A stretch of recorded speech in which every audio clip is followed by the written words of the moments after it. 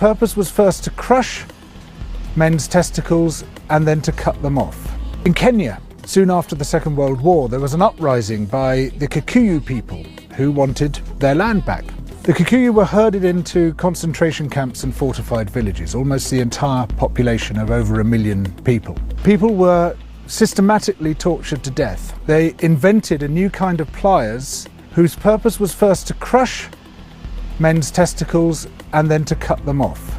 They raped women with bayonets. They raped men. Similarly, a favoured technique was to ram sand up the rectum with a stick. Sometimes they were rolled up in barbed wire and kicked around the compound until they bled to death. Some of the British soldiers boasted about this. This is within living memory. The colonial secretary lied about it. The papers documenting it were burnt.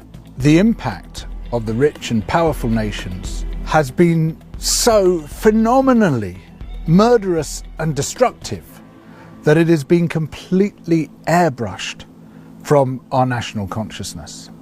In order to justify the land-grabbing colonial projects, you had to create an ideology. We, the Europeans or the Americans, have come to rescue the rest of the world from its depravity and backwardness. But in order to do that, you have to be able to demonstrate that the rest of the world is depraved and backward. From this arose the racism that is still with us today. It was a necessary component of the colonial project.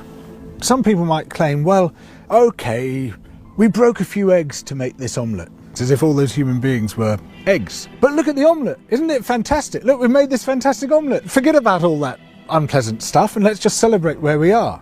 Where we are is a continuation of the project. We commodified people's land and people's labour and turned it into our property. We're also destroying the rest of the living world alongside it. We don't have to be like this. We are the same human beings as anybody else.